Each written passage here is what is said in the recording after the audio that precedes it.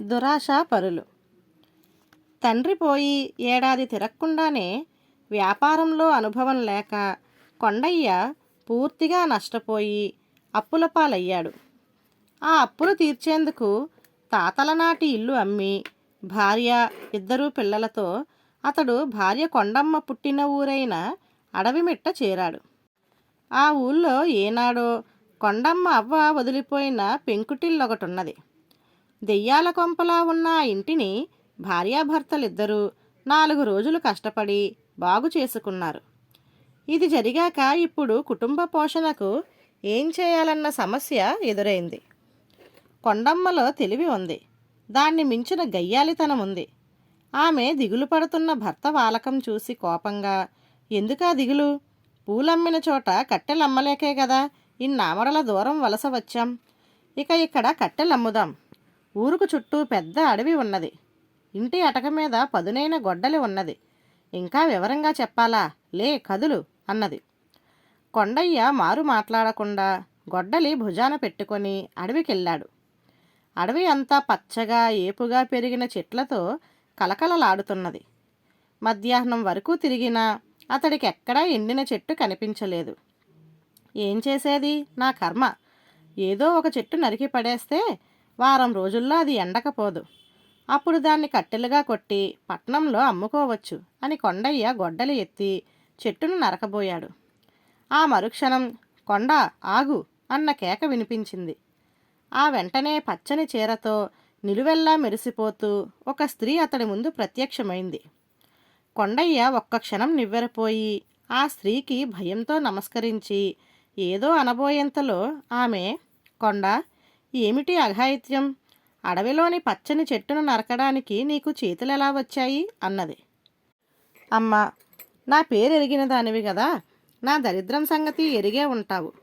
నేను భార్యాపిల్లలు బతకడానికి ఇంత గంజైనా కావాలి కదా, అందుకోసం కట్టెలమ్మడం జీవనాధారంగా చేసుకోబోతున్నాను అన్నాడు కొండయ్య.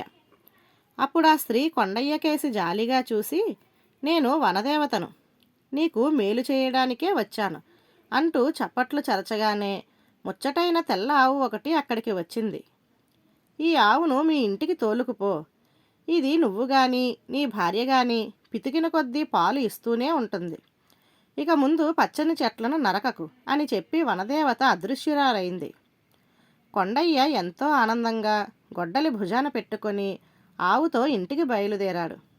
భర్త కోసం ఎదురు చూస్తున్న కొండమ్మ అతడు సమీపించగానే, చేతులు ఊపుకుంటూ వస్తున్నావు, కట్టెపుల్లలేవి అని అడిగింది కోపంగా. కట్టెపుల్లలు దేనికి? కామధేనువు లాంటి ఆవును వెంట పెట్టుకు వస్తున్నాను అంటూ కొండయ్య భార్యకు జరిగినదంతా చెప్పాడు.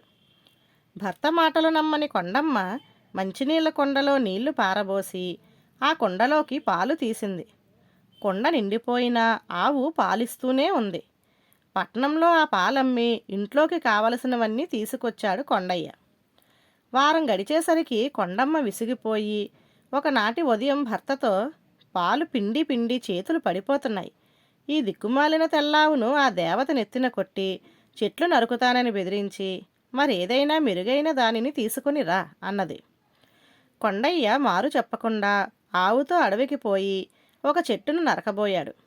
వెంటనే వనదేవత ప్రత్యక్షమై, కొండ, మళ్ళీ ఏమిటి మతిమాలిన పని అని అడిగింది. ఏం చేయను తల్లి, పాలు తీయడం తన వల్ల కాదంటున్నది నా పెళ్ళాం అన్నాడు కొండయ్య. వనదేవత ఒక్క క్షణం ఆగి చప్పట్లు చరచగానే తెల్లావు మాయమై అక్కడ ఒక నల్లబాతు కనిపించింది. కొండ, ఈ బాతును పట్టుకుపో. నీ భార్య గుడ్డు పెట్టమన్నప్పుడల్లా ఈ బాతు గుడ్లు పెడుతుంది అని చెప్పి దేవత అదృశ్యమైంది. కొండయ్య ఆ బాతును భుజాన పెట్టుకొని ఇంటికి వచ్చాడు. సంగతి తెలుసుకున్న కొండమ్మ ముచ్చట పడిపోయి, చూడ చక్కనైన నల్లబాతు, గుడ్డు పెట్టు అన్నది. వెంటనే బాతు ఒకదాని వెంట ఒకటిగా 2 గుడ్లు పెట్టింది. రోజూ కొండయ్య వాటిని పట్నంలో అమ్ముకు వస్తూ ఉండేవాడు.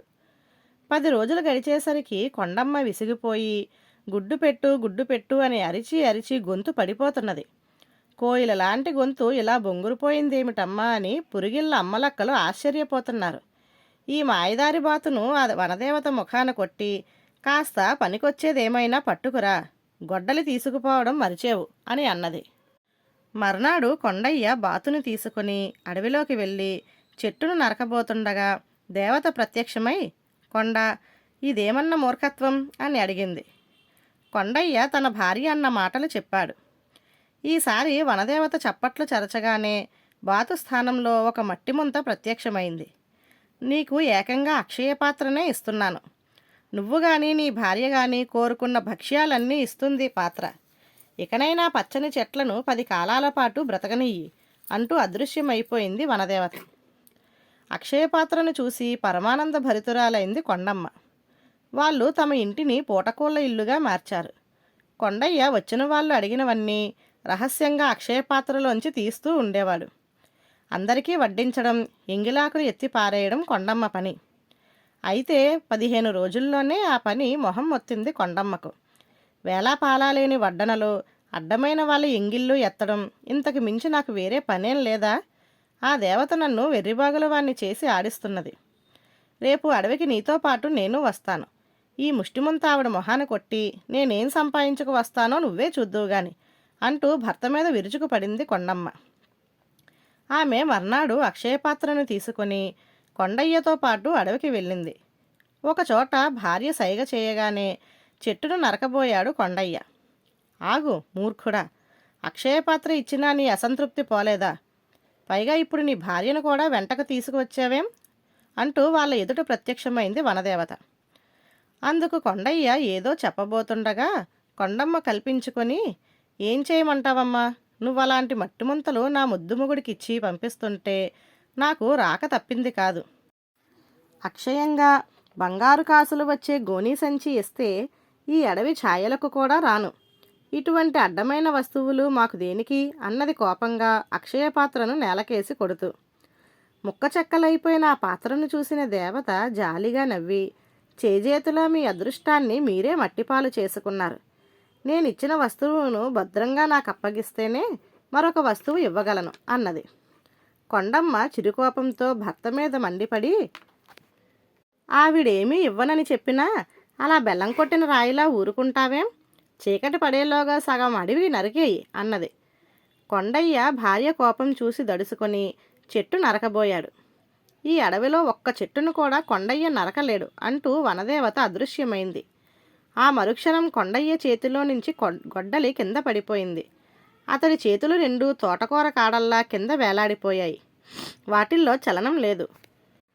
కొండమ్మ నెత్తి నోరు బాదుకొని, మమ్మల్ని క్షమించు తల్లి, ఇంత కఠినంగా శిక్షించడం నీకు తగదు అని కనబడని వనదేవతను వేడుకుంటూ పెద్దగా రోదించింది. ఎక్కడా వనదేవత జాడలేదు. భార్యాభర్తలిద్దరూ ఇంటికి తిరిగొచ్చారు. ఆశచావని కొండమ్మ చాలా కాలం పాటు వనదేవతను పిలుస్తూ అడవి అంతా కలయి తిరుగుతూ ఉండేది. సాయంత్రం ఇంటికి తిరిగి వచ్చేటప్పుడు కుంకుళ్ళు, జిగురు, అడవి పళ్ళు తెచ్చి వాటిని ఊళ్ళో అమ్మేది. కుటుంబం గడవడానికి అదే ఆధారం అయింది. క్రమంగా ఆమె అడవిలో నుంచి నేరేడు, ఉసిరి, మామిడి, చింత మొక్కలు తెచ్చి ఇంటి చుట్టూ ఉన్న ఖాళీ స్థలంలో నాటింది. వాటితో పాటు కాయగూరల మొక్కలు కూడా పెంచేది. ఇలా 4-5 ఏళ్లు గడిచేసరికి కొండమ్మ పెంచిన మొక్కలు ఏపుగా పెరిగి ఫలసాయాన్నివ్వసాగాయి. ఒకనాడు బాడుగబండి నిండా మామిడికాయలు, ఉసిరికాయలు, చింతపండు వేసుకొని పట్నం తీసుకుపోయి సంతలో అమ్మి ఒక సంచిలో 1000 రూపాయలు వేసుకొని సాయంకాలానికి ఇంటికి వచ్చింది కొండమ్మ. ఆమె ఆ డబ్బు సంచి భర్తకు చూపిస్తూ, నిజంగా వనదేవత మన కళ్ళు తెరిపించింది. మనిషి జీవనోపాధికి చెట్లను నరకవలసిన పని లేదు. చెట్లను పెంచి ఇంకా ఆనందంగా తృప్తిగా బతకొచ్చు అనే సత్యం తెలుసుకునేలా చేసిన పుణ్యం వనదేవతదే అన్నది ఎంతో ఆనందంతో. ఆ మాటలతో ఆమెకు పాప పరిహారం జరిగుండాలి. హఠాత్తుగా కొండయ్య చేతులకు చలనం వచ్చింది. చేయి చాచి డబ్బు సంచి అందుకోబోతున్న భర్తను చూసి కొండమ్మ ఆనందం పట్టలేక, ఇది నిస్సందేహంగా వనదేవత చేసిన మేలు అంటూ కనబడని వనదేవతకు చేతులెత్తి నమస్కరించింది. ధన్యవాదాలు.